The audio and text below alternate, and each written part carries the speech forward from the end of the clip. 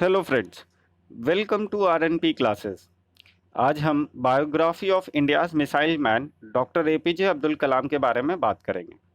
तो आइए चलिए करते हैं इस वीडियो को शुरू। कलाम साहब का पूरा नाम अब्दुल पाकिर जलालुद्दीन अब्दुल कलाम था। वे भारत के पूर्व राष्ट्रपति और जाने माने वैज्ञानिक और इंजीनियर के रूप में विख्याता थे। उनका जन्म और परवरिश रामेश्वरम तमिलनाडु में हुआ। उन्होंने फिजिक्स और एरोस्पेस इंजीनियरिंग की पढ़ाई की।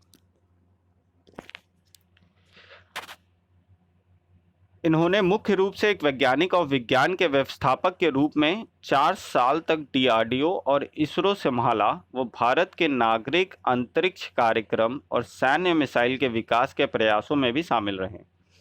इन्हें बैलिस्टिक मिसाइल और लॉन्च व्हीकल टेक्नोलॉजी डेवलपमेंट के कार्य के लिए भारत में मिसाइल मैन के रूप में जाना जाता है। इन्होंने 1974 में भारत द्वारा ओरिजिनल न्यूक्लियर टेस्ट के बाद से दूसरी बार 1998 में भारत के पोखरण 2 न्यूक्लियर टेस्ट में एक निर्णायक भूमिका निभाई थी। आइए अब हम बात करते हैं इनके अर्ली लाइफ और एजुकेशन के बारे में। तो इनका जन्म 15 अक्टूबर 1931 को मुस्लिम परिवार में रामेश्वरम तमिलनाडु में हुआ। इनके पिता जलालुद्दीन ना तो ज़्यादा पढ़े लिखे थे, ना ही पैसे वाले थे। इनके पिता मछुआरों को नाव किराए पे दिया करते थे। अब्दुल कलाम संयुक्त परिवार में रहते थे। परिवार की सदस्य संख्या का अनुमान इस बात से लगाया जा सकता है कि वह स्वयं 5 भाई एवं 5 बहन थे और घर में 3 परिवार रहा करते थे। कलाम साहब बचपन से ही बहुत ही ब्राइट और हार्ड वर्किंग स्टूडेंट थे। उन्हें मैथ्स पढ़ना बहुत ही पसंद था।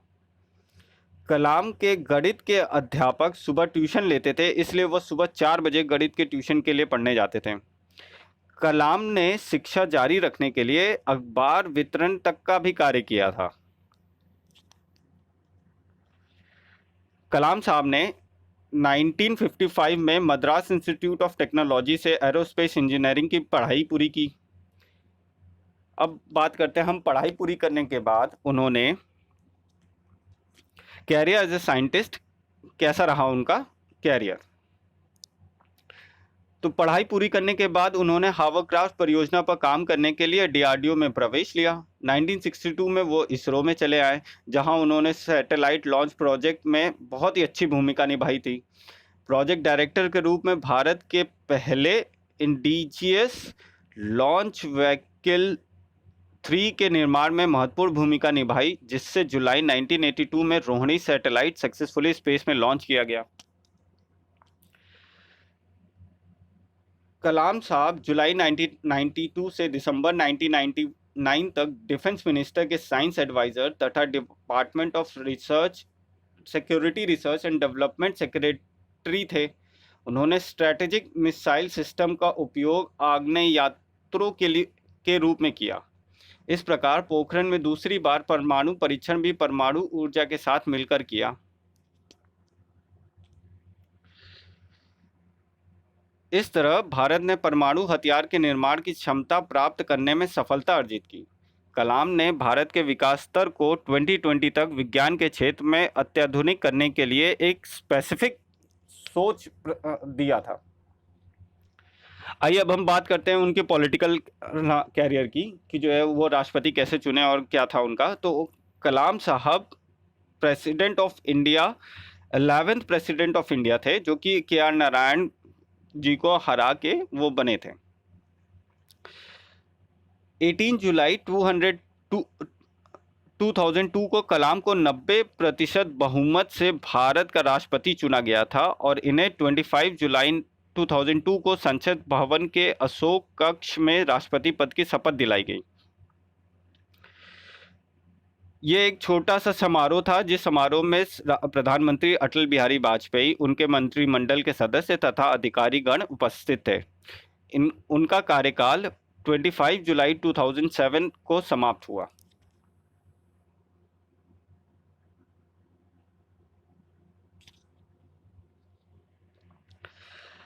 कलाम साहब भारत के तीसरे राष्ट्रपति थे जो जिन्हें भारत रत्न से नवाजा गया था, और वो पहले साइंटिस्ट और फर्स्ट बैचलर थे जो राष्ट्रपति भवन पहुंचे थे।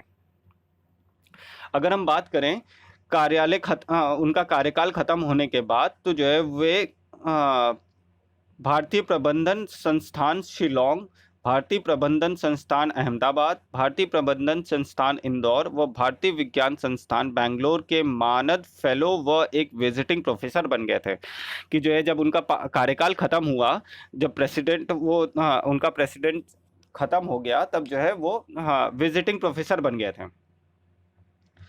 उन्होंने बनारस हिंदू विश्वविद्यालय और अन्ना यूनिवर्सिटी के सूचना प्रौद्योगिकी और अंतर्राष्ट्रीय सूचना प्रौद्योगिकी संस्थान हैदराबाद में सूचना प्रौद्योगिकी के क्षेत्र में पढ़ाया। आइए अब हम बात करते हैं उनकी मृत्यु की।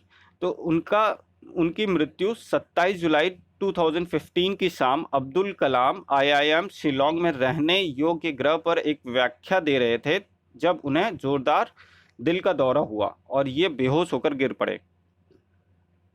लगभग 6:30 बजे गंभीर हालत में इन्हें बेथानी अस्पताल में ICU में ले जाया गया और 2 घंटे बाद इनकी मृत्यु की पुष्टि कर दी गई।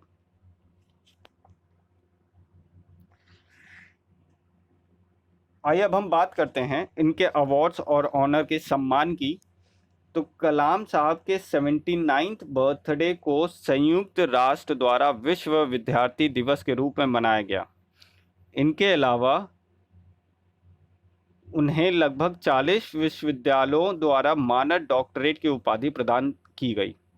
भारत सरकार द्वारा उन्हें 1981 में पद्म भूषण और 1990 में पद्म विभूषण का सम्मान प्रदान किया गया, जो उनके द्वारा इसरो और DRDO के कार्यों में दौरान वैज्ञानिक उपलब्धि के लिए तथा भारत सरकार के वैज्ञानिक सलाहकार के रूप में कार्य हेतु प्रदान किया गया था।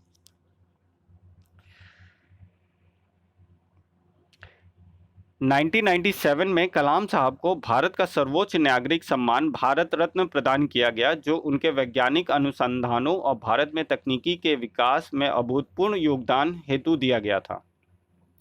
आइए अब हम बात करते हैं उनके ऊपर लिखे किताबों की। तो कलाम साहब के साहित्यिक रूप में भी अपने विचारों को 4 पुस्तकों में समाहित किया है। वैसे जो है 4 पुस्तक नहीं है, और भी कई पुस्तक हैं, पर ये 4 पुस्तक मेन है, जो है India 2020 a vision for the new millennium, my journey और इग्निटाइड माइंड्स, जो कि unleashing the power within India by doctor APJ Abdul Kalam के नाम से है। उनके उनकी कुछ किताब के अंश हैं जो कि सबसे उत्तम कार्य जो इस प्रकार हैं कि सबसे उत्तम कार्य क्या होता है, किसी इंसान के दिल को खुश करना, किसी भूखे को खाना देना, ज़रूरतमंद की मदद करना, किसी दुखियारे का दुख हल्का करना और किसी घायल का सेवा करना। ये उनके विंग्स ऑन फायर की लिखी एक किताब का एक अंश है। लास्ट में मैं आपसे बस इतना ही कहना चाहूँगा कि कलाम साहब का एक सिखाया हुआ जीवन में चाहे जैसी भी परिस्थिति क्यों ना हो, पर जब आप अपने सपने को पूरा करने की ठान लेते हैं तो उन्हें पूरा करके ही रहते हैं। ये कलाम साहब के विचार आज भी युवा पीढ़ी को आगे बढ़ाने के लिए प्रेरित करते हैं। इसी के साथ मैं आपसे विदा लेना चाहूँगा। अगर आपको मेरा ये वीडियो अगर अच्छा लगा हो तो please thank you, like share and subscribe. जय हिंद।